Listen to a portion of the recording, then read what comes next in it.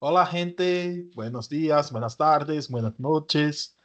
Aquí vamos empezando más una y hoy vamos a hablar de la teoría de las representaciones sociales. Es una teoría tal vez de las dos, tres teorías más conocidas y yo llamaría incluso dominantes en la psicología social, la identidad social, las representaciones sociales.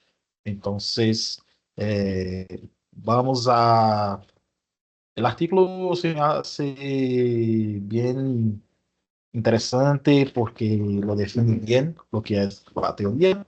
Vamos a ver los detalles y también intentar relacionar cómo podemos utilizar la teoría para analizar la realidad social. ¿Ok? Entonces, la teoría de las representaciones sociales tiene su formulación inicial en finales de los años 50, inicio de los años 60, por Serge Moscovici, y él buscaba analizar, estaba en Francia y buscaba analizar el impacto que tuvo el psicoanálisis en diferentes grupos sociales. Entonces, tanto de forma general en la sociedad, pero principalmente analizando cómo la prensa, cómo el movimiento obrero comunista, cómo la Iglesia Católica, recuerden, estamos en los 50, entonces eran movimientos muy fuertes todavía ahí, y cómo cada grupo reinterpretaba de forma a su manera y se apropiaba de elementos de la teoría psicoanalítica. Entonces, parece una idea obvia, ¿no? ¿No? Hoy en día de decir, no, cada grupo se va a apropiar de su manera, pero el tema está en cómo exactamente se dan los procesos de apropiación de los conceptos y cómo los conceptos son transformados y nos ayudan de verdad a reconstruir nuestras teorías sobre el mundo. Entonces es de eso que trata la teoría, la teoría de las representaciones sociales. Entonces, parte de una premisa de que tenemos la necesidad de comprender nuestro contexto natural y social y de cierta manera controlarlo también. Entonces, controlar el contexto es volverlo predecible, es realmente entender qué puede esperar de una determinada situación, de un determinado ambiente, fenómeno, etcétera. Entonces, tenemos que encontrar coherencia y estabilidad en el mundo que nos cerca.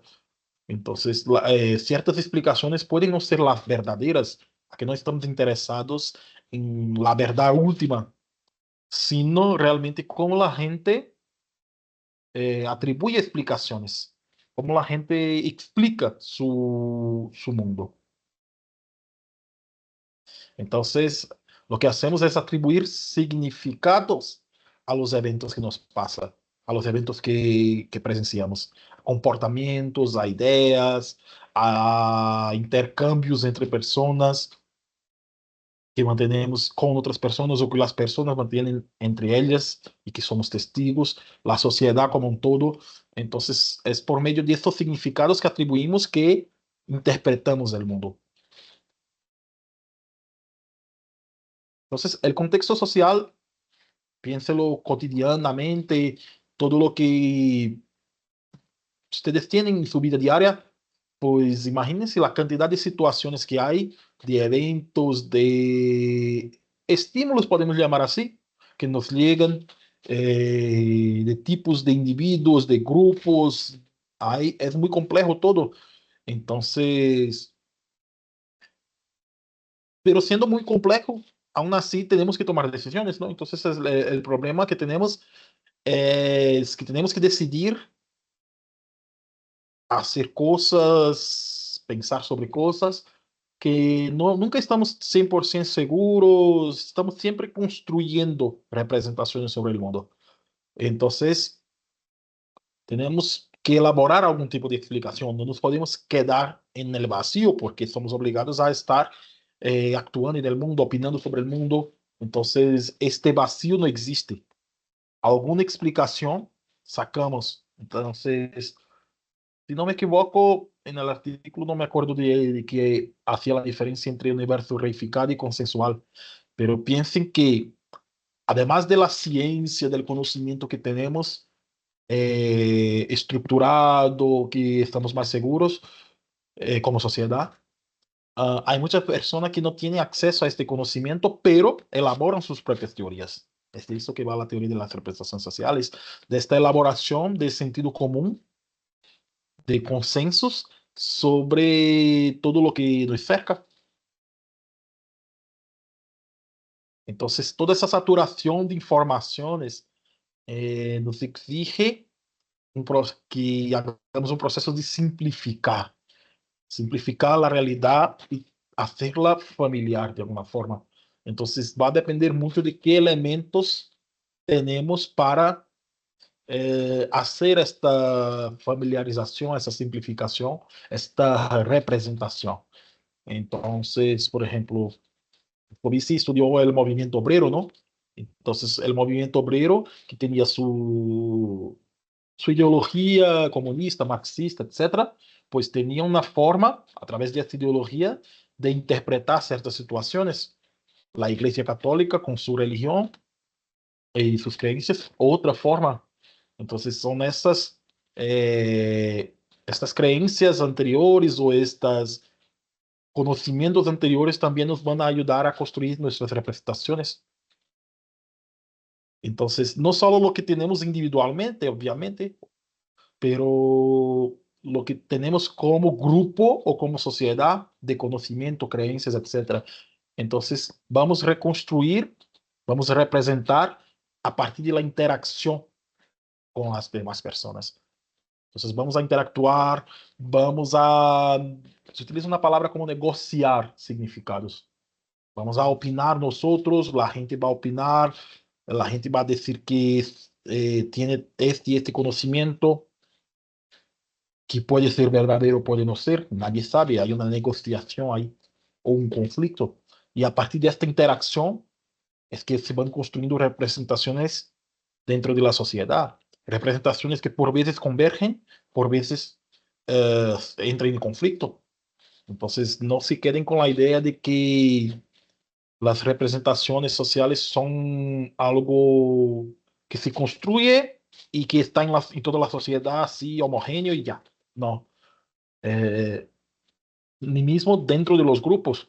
Dentro de los grupos puede haber conflicto de diferentes representaciones, aunque eventualmente al final lleguen a construir una representación más sólida y consensual común del grupo. Pero especialmente cuando aparece un objeto nuevo, un fenómeno nuevo, pues las representaciones surgen así como muy caóticamente y hay un proceso después de ahí sí se van construyendo representaciones para un grupo más amplio de personas, pero inicialmente es bien caótico.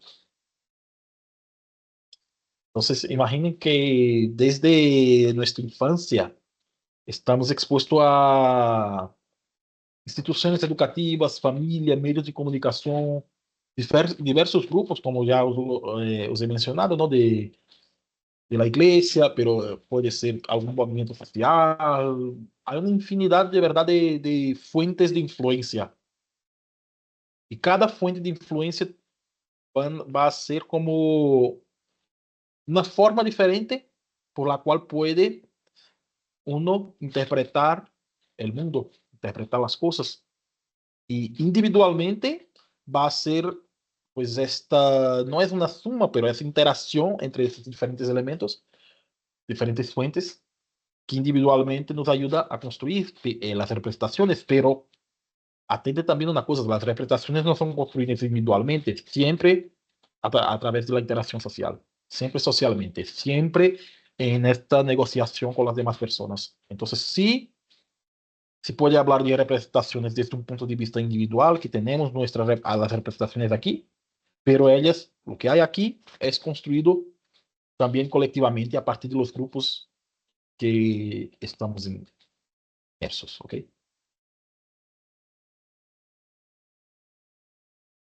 Entonces, Un aspecto importante para recordar también es que cuando nacemos y luego vamos creciendo en el mundo, ya existe un conjunto de significados, de representaciones, creencias, etcétera, que es la evolución de la sociedad. Evolución no en el sentido de que siempre va a mejor, pero en el sentido de que es un conjunto de transformaciones que se van acumulando dentro de las sociedades.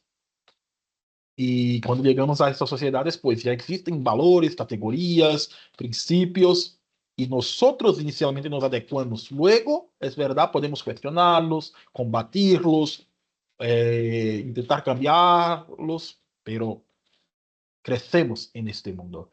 Y este mundo, de una forma o de otra, eh, influye en la forma que crecemos también, en la forma que representamos al mundo. Entonces hay influencia en esas dos direcciones. Es verdad que nosotros podemos actuar en el mundo a partir de las representaciones, pero las representaciones también son la forma con que el mundo nos forma. Hemos visto algo parecido en Vygotsky, ¿se acuerdan? Entonces, es importante que tengamos claro eso. El mundo existe antes de nosotros. Tiene sus categorías, sus principios, sus visiones de mundo, construidas colectivamente antes de nosotros. Entonces ya he comentado, ¿no?, de las pertenencias a los grupos sociales que nos llevarán a modelar nuestra percepción de contexto. Y, eh,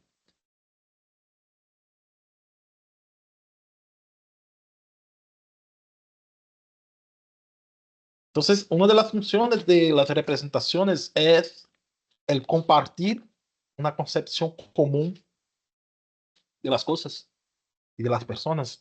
Entonces, tal vez esa idea se quede más clara en la idea de Estado-nación. Entonces, estamos aquí en México y hay un conjunto de características que no son tan claras para todos, tal vez, pero ahí está en el imaginario social un cierto, que puede variar de persona a persona, de grupo a grupo, pero hay un conjunto de cosas que se supone que caracteriza a México, caracteriza a los mexicanos.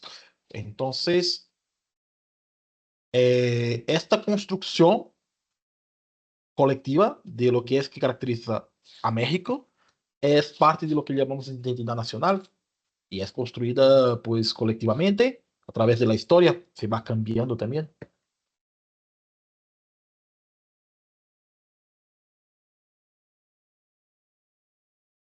Entonces, las representaciones sociales son definidas como sistemas de opiniones, conocimientos, creencias propios de una cultura, una categoría o un grupo social y relativas a objetos del contexto social. Entonces, esta definición resume bien lo que estamos viendo. Y las representaciones se presentan como complejos indiferenciados de elementos cognitivos relativos a un objeto social.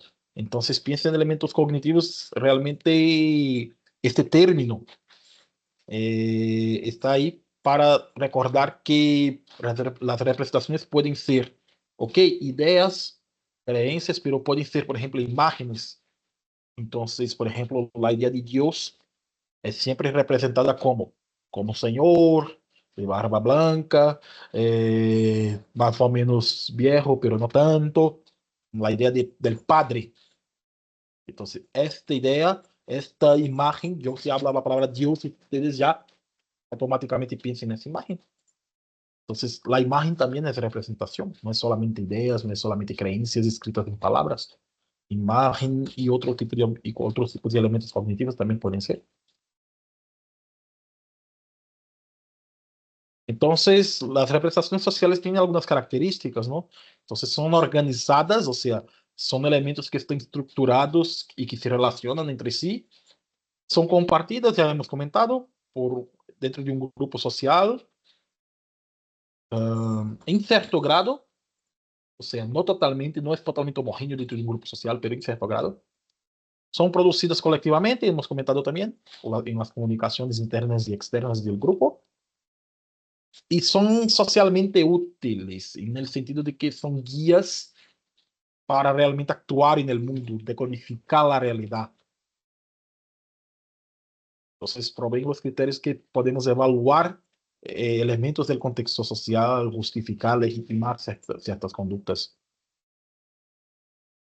Entonces, esto no es siempre que es positivo, tan positivo como parece. Si decimos, es muy útil, no socialmente, porque nos permite, no se queden con la imagen de que siempre tiene una función como positiva y, ¿cómo se puede decir? Realmente útil. Útil no sentido prático, por vezes é útil e num sentido mais social, dentro de um sistema de valores que não é sempre que é positivo. Então, vocês imaginem, por exemplo, em esses países islâmicos assim bem radicais, não?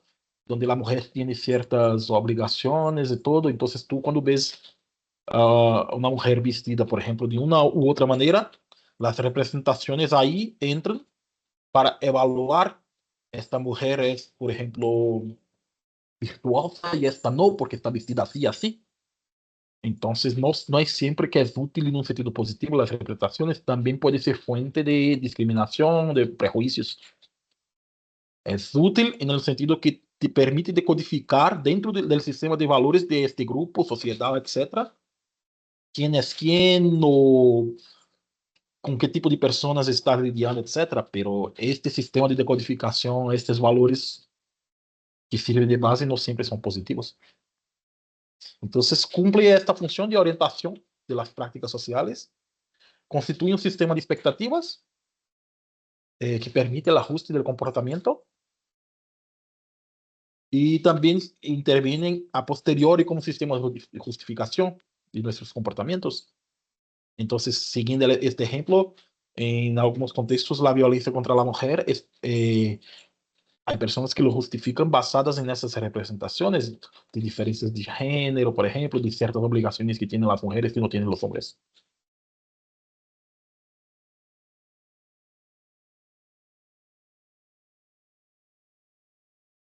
Entonces, que se quede claro que los procesos de génesis de las representaciones sociales están marcados por la actualidad de la sociedad y cómo funciona la sociedad y su historia.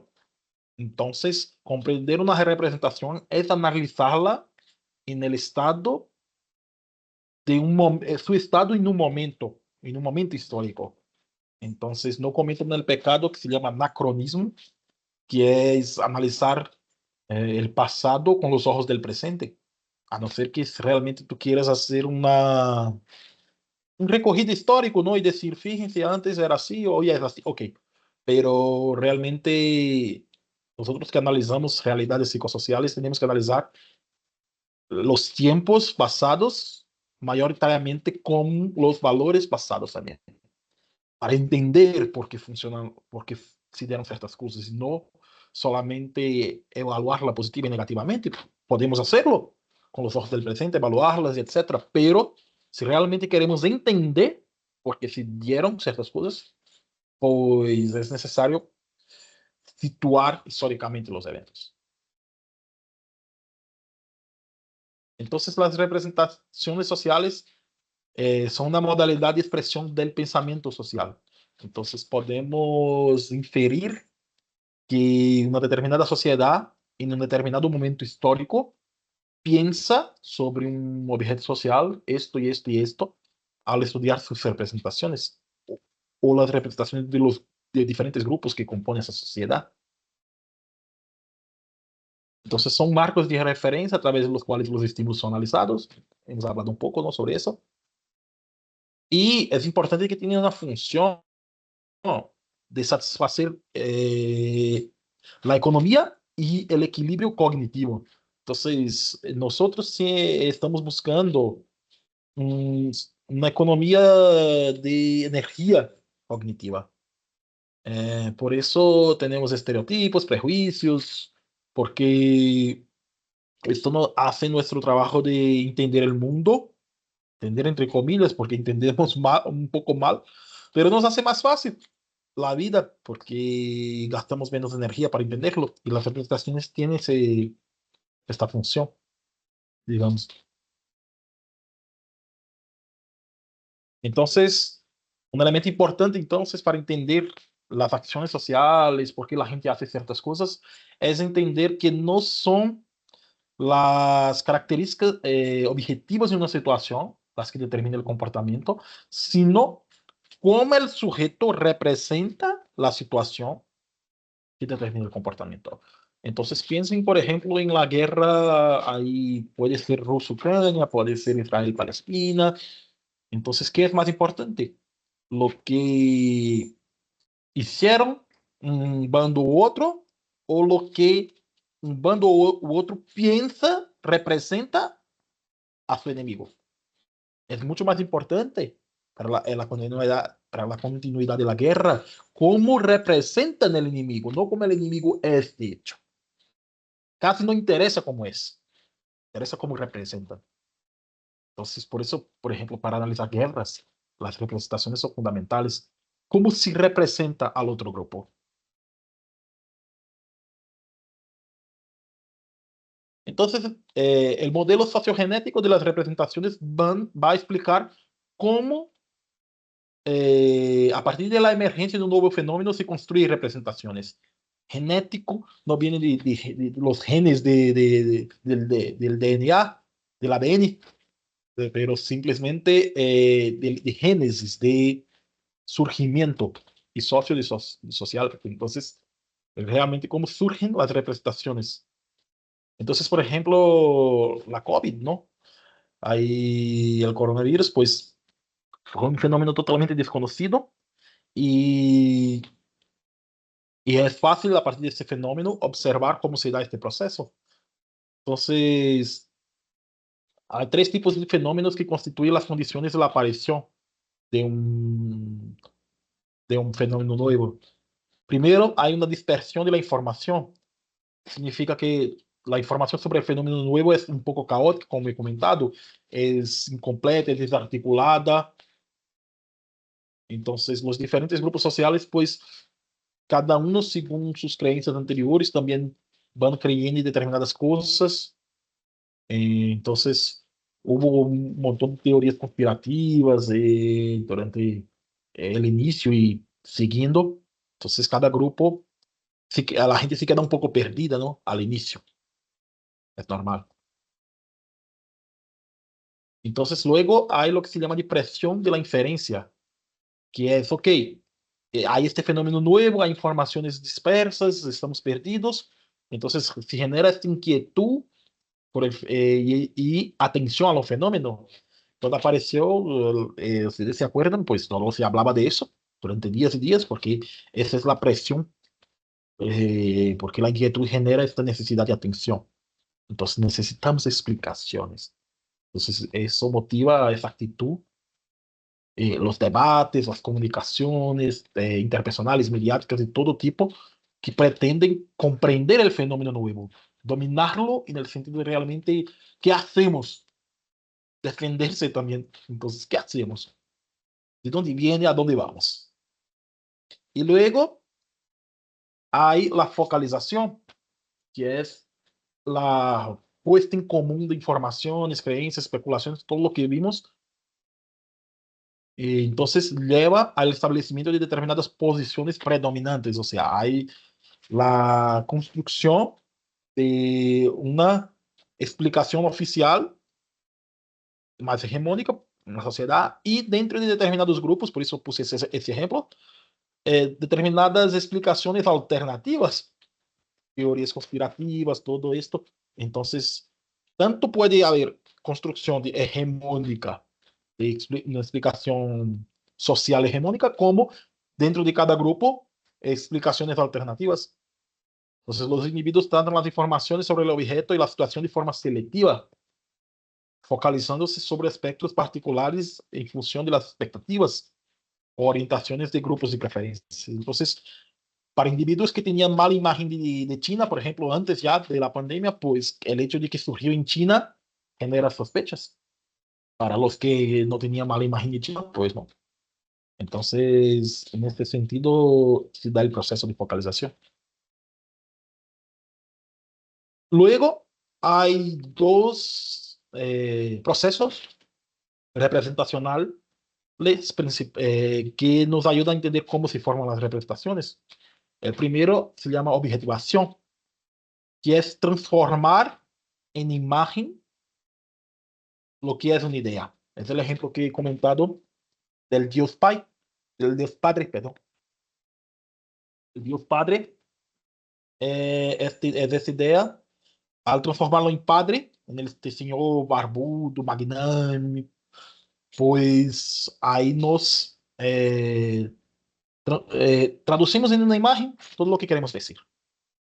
Entonces es una forma de simplificar también. Entonces en este proceso hay una construcción selectiva también, o sea, seleccionamos los elementos en función de criterios culturales o normativos. Entonces es aquello que concuerda con nuestro sistema de valores o de nuestro grupo. Entonces, todo el proceso representacional se da en ese sentido también, de adecuarlo a esquemas previos, a creencias previas, a imágenes previas. Entonces, hay esta interacción. Puede que el proceso cambie también estas imágenes previas, esos esquemas previos, representaciones anteriores, pero al revés también. O sea, las representaciones que uno ya tiene puede cambiar al objeto para adecuarse. Entonces se va a dar la construcción de un núcleo figurativo de imágenes que son coherentes y que reproducen el objeto de una forma concreta. Entonces es esa transformación del concepto en una imagen. Y también se da un proceso de naturalización, ya al final. También a partir de las comunicaciones, este esquema del objeto, esta representación del objeto se generaliza de manera colectiva y puede sustituir a la realidad misma del objeto. Estaba pensando en algún otro ejemplo que no fuera Dios Padre, pero este ejemplo es tal vez más interesante porque acaba no interesando mucho cómo Dios realmente es, sino que la imagen de Él como Padre es lo que orienta los comportamientos. Entonces, ese es el proceso de naturalización. Entonces, se va a formar lo que se llama de una teoría autónoma del objeto, o sea, una representación, que es la representación que va a servir de base para orientar los juicios, el comportamiento y no la realidad misma. Luego, el otro proceso representacional es el anclaje, que es la forma en la que el nuevo objeto va a encontrar su lugar en el sistema de pensamiento preexistente. Entonces, anclar, eh, se den cuenta, es como de ancla del navío y todo. Aquí está el sistema previo del sujeto, el sistema representacional y el objeto. Entonces, anclar es realmente adaptar el objeto al sistema previo. Y en ese proceso se puede cambiar el sistema existente de representaciones o el objeto. Entonces, el nuevo objeto va a ser asimilado a categorías familiares. Entonces, por ejemplo, un ejemplo tonto pero interesante es el tomate. El tomate, muchos ya deben saber, ¿no? Que botánicamente es un fruto, una fruta, por sus características de contener ahí las semillas y esto. Pero culinariamente, pues lo utilizamos no como fruta, no ponemos en la ensalada de frutas. Entonces, eh, ¿cómo clasificamos el tomate? Entonces, ahí es el anclaje. Podemos clasificar de forma botánica, biológica. Entonces, si somos muy... Si nos gusta mucho la biología y entendemos lo que es un fruto, biológicamente hablando, clasificaremos como fruto. Pero si no, y si somos más de, sabemos cocinar y sabemos que no se debe meter el tomate, pues junto con las frutas, pues ahí clasificaremos de otra forma.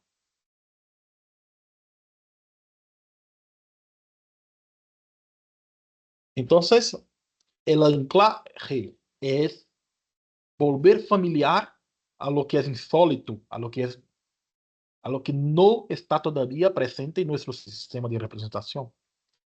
Entonces, eh, reactiva, el lenguaje reactiva el sistema de pensamiento habituales, las categorías. Entonces, piense, por ejemplo, en la migración.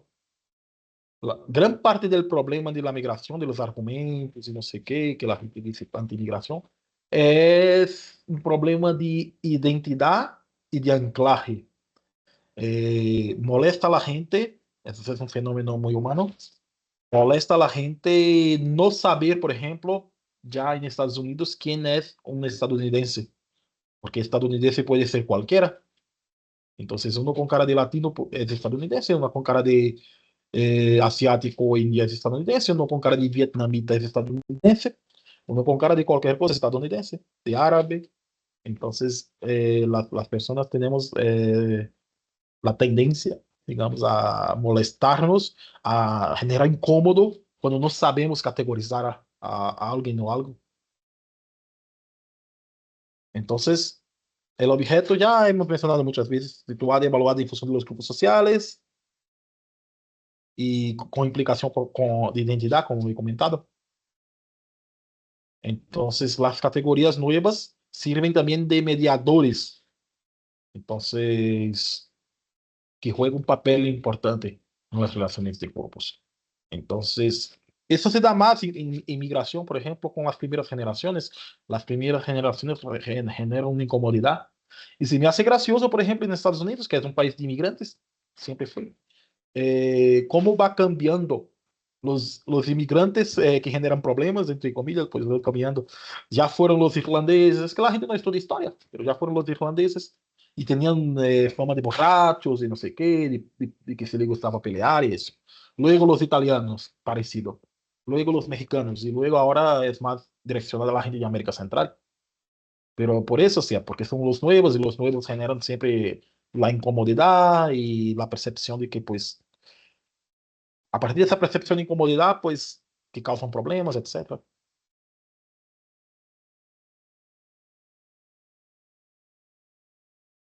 Hay algunos modelos de la teoría de las representaciones sociales que nos ayudan a entender las representaciones a partir de algunos modelos específicos.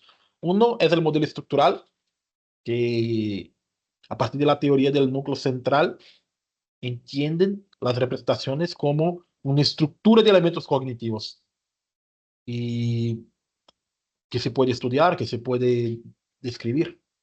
Entonces, esa estructura genera el sentido de la representación y la organiza.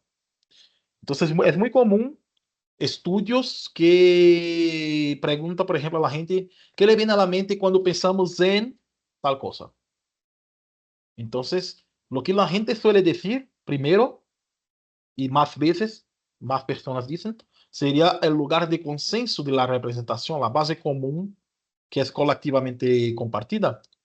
Entonces, piensen ustedes, lo primero que viene a la mente cuando piensan en Brasil, por ejemplo. Entonces la gente puede decir fútbol, baile, danza, no sé qué. Entonces, estos elementos son los elementos más centrales de la representación. Lo mismo con México, por ejemplo, que es lo primero que viene a la mente cuando piensa en México.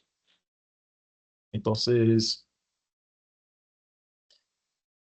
como siempre, está muy ligado a los grupos sociales, la identidad de grupo, y estos elementos más centrales son elementos que son estables y que resisten mucho al cambio.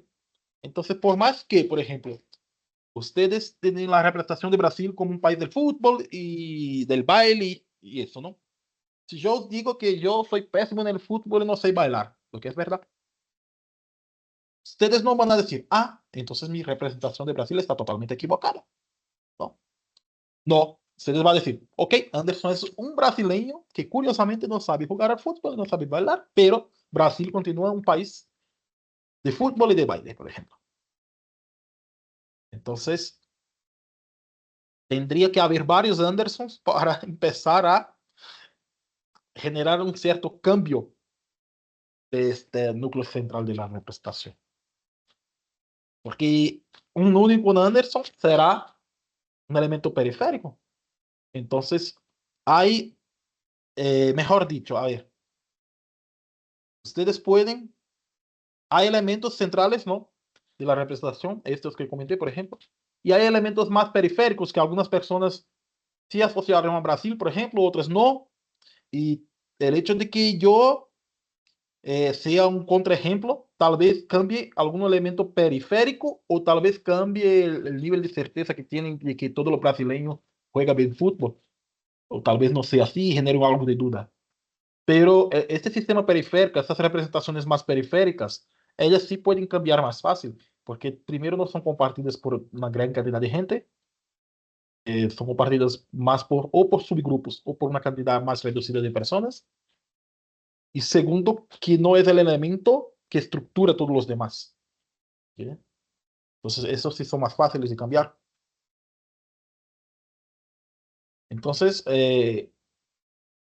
esta estructura representacional prescribe los comportamientos y tomas de decisión. Entonces, prescribe lo que es normal, decir, hacer, qué espera de la gente. Permite una personalización de la representación. Entonces, son representaciones, las periféricas, son representaciones que son más adaptables a determinados contextos y sirve para proteger el núcleo central. O sea, que son más fáciles de cambiar. Tú cambias de elementos periféricos, pero mantiene el centro de la representación.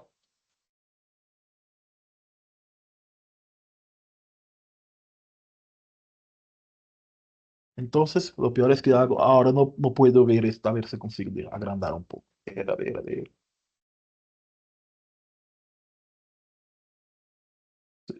Bueno, casi no veo esto, pero aquí sí. Ah, ustedes están viendo un ejemplo para que se quede más claro, ¿no? De lo que es un artículo que estudia la estructura de una representación social. En este caso, de la profesión de psicólogo, psicólogo. Entonces, ¿cuáles son los elementos principales? Aquí, los estudios de núcleo central, de estudios de estructura de representaciones sociales, eh, dividen las representaciones en cuatro cuadrantes. Entonces, hay el núcleo central, que es compuesto por los elementos más mencionados y los que son mencionados primero. Entonces, se hace un cálculo para determinar, pues, cuál es la media de menciones de ciertas palabras, y ahí los más mencionados se quedan aquí en el núcleo central.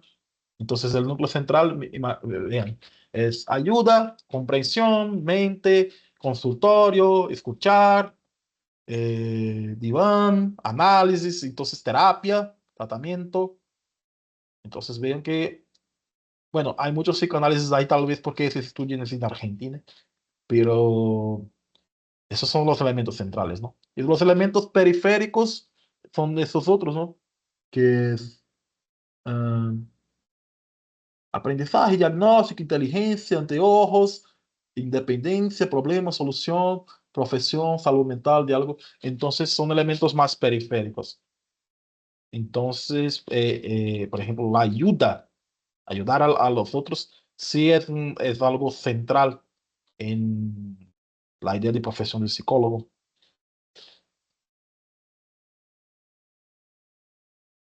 Luego, otro modelo de representaciones sociales es el modelo sociodinámico, que busca conciliar la complejidad estructural de las representaciones sociales y su inserción en contextos sociales ideológicos. Entonces, parte de la premisa de que cuestiones importantes, temas importantes de una sociedad, suscitan tomas de posición específicas que dependen de las expresiones sociales de los individuos y de las situaciones en las cuales se producen.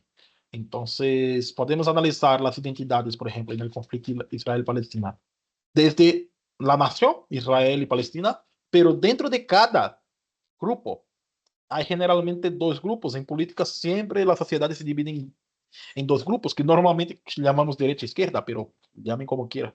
Y dentro de Israel, por ejemplo, va a haber ciertos grupos más favorables a un acercamiento con Palestina y grupos menos favorables a esto. Y en Palestina lo mismo.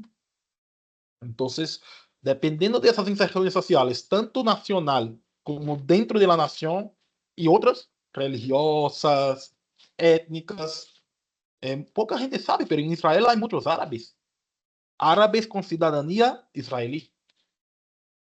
Entonces, vean cómo es una inserción muy específica. ¿Qué es ser un árabe ciudadano de Israel? O sea, y este árabe es judío o no? Es otra inserción religiosa. Entonces, hay esta dinámica, digamos, y el modelo sociodinámico busca explicar cómo se da esta dinámica, cómo se da la construcción a partir de estas inserciones sociales. Y este elemento de las inserciones, pues ya habíamos trabajado, ¿no? Pero para mí lo que se me hace más interesante del modelo sociodinámico son lo que se llaman los principios organizadores, que son puntos de referencia compartidos con respecto a los cuales los individuos y los grupos toman una posición. Entonces, no es bien a qué grupo pertenezco solamente, pero realmente cómo se ve determinado tema. Cómo se ve, por ejemplo, el tema de la violencia. ¿Qué es la violencia? ¿Cómo definimos violencia?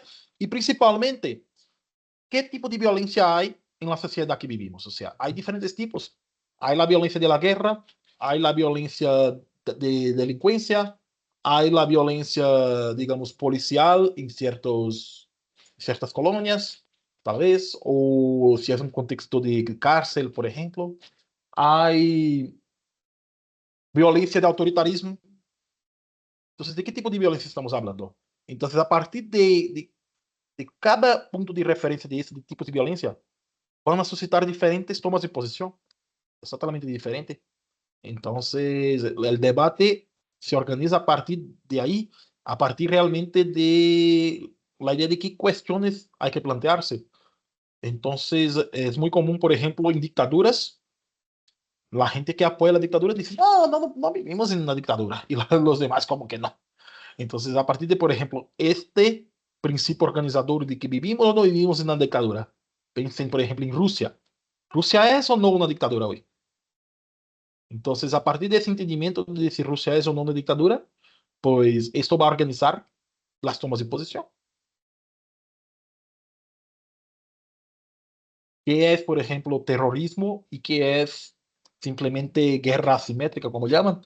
O, o una lucha legítima por alguna cosa. Entonces, ahí en Colombia, por ejemplo, hubo ciertos movimientos guerrilleros, ¿no? Y entonces hay la discusión de, ¿es un movimiento guerrillero o es terrorismo? Entonces, ¿cómo lo definimos terrorismo? Va a ser un principio organizador de cómo definimos cada grupo guerrillero de estos, por ejemplo. ¿Ok, gente? Pues muy bien, muy bien. Disfruten del fin de semana. Ahí nos vemos la próxima. Bye, bye, bye.